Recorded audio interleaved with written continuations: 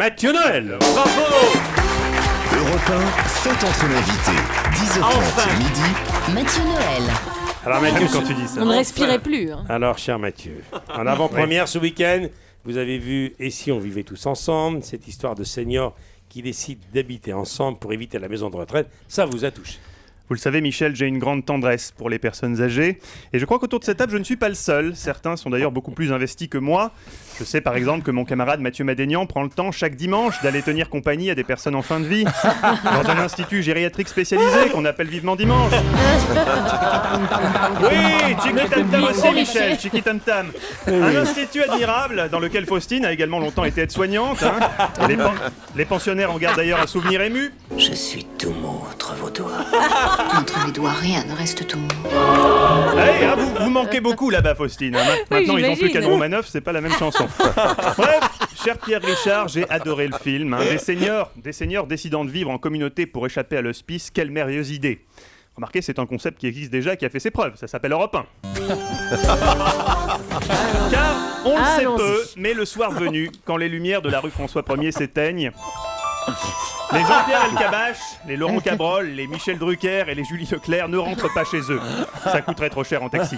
Non, on les stocke dans Europe 1. Et grâce à Alzheimer, le lendemain, ils ont oublié. Comme ça évite les prud'hommes. Mais non, pas du tout. Mais si, Julie, mais si. Vous voyez, par exemple, Julie habite ici, dans ce studio, depuis 1976. Chaque soir, c'est Franck Ferrand qui vient l'aborder et lui lire une histoire pour l'endormir. Par exemple, hier soir, il lui a raconté le destin de Louis VI le Gros. Forcément, ça a réveillé en elle quelques souvenirs. Car oui, Pierre, Julie a bien connu Louis VI le Gros. L'espace d'un été, l'été 1216, elle a même été sa favorite. Oui. Non, pas du tout. Mais si, je vous le dis. Écoutez-moi si je vous le dis. Le problème, c'est que Louis VI le Gros, gros loulou, comme vous l'appeliez dans l'intimité, était du genre jaloux. Et 8 siècles plus tard, Julie en subit toujours les conséquences. Chaque fois qu'elle rencontre un homme, c'est le même problème. Mais qu'est-ce que c'est que ça? Un caleçon blindé? Oh, c'est la ceinture de chasteté que le roi jaloux a bouclée sur mon corps afin de me préserver de la tentation d'appartenir à un autre homme que lui. Ah oui. On dirait que le trou est trop petit. On me reconnaît bien. Oui, alors, rassurez-vous Pierre, si vous êtes intéressé, il y a une clé, je peux me renseigner. Mais il est d'autres personnages plus inquiétants qui hantent les nuits d'Europe 1. Ils vont et viennent en robe de chambre dans les couloirs, effrayant les vigiles et les jeunes stagiaires de sexe féminin qui frissonnent dès qu'elles entendent approcher l'écho lointain de leur déambulateur. Tu vas rien sentir. Je vais te faire ça sous péridurale. Jamais de complaisance. Jamais de complaisance. Michel Drucker et Jean-Pierre Elkabbach, alias les tontons tringleurs. On est les rois, nous. On est les plus forts. Car oui, Pierre, vous devez le savoir, passé un certain âge, l'humanité se divise en deux catégories d'hommes. Ceux qui ne prennent pas de Viagra. Il est comme anesthésié. Il pendouille, flash, sans vie. Et ceux qui, à l'instar de Michel Drucker, en prennent 3 cachets chaque soir. Je suis déjà tout dur. Tu m'étonnes.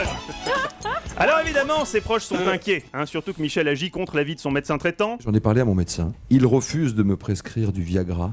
Tout ça pour préserver mon cœur. Mais j'en ai rien à foutre de mon cœur. Je suis un grand malade, moi.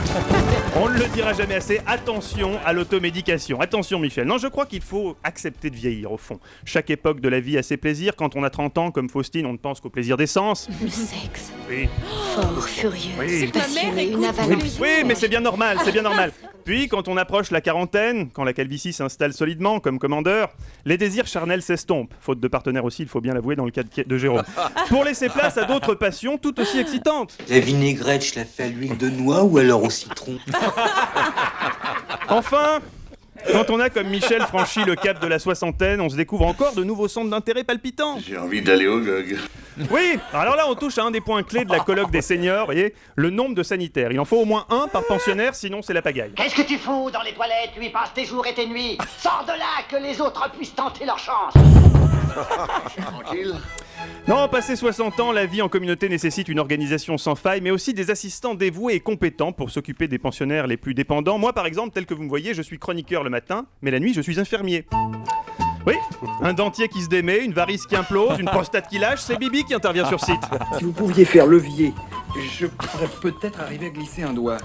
Oui, écoutez, je fais ce que je peux avec le matériel qu'on a à disposition. Allez pratiquer une coloscopie avec un agra, une prise jack et un micro, vous verrez que c'est pas ça. Ah bah tiens, justement, je vous laisse. Il y a la 103 qui m'appelle, ça c'est Michel Drucker.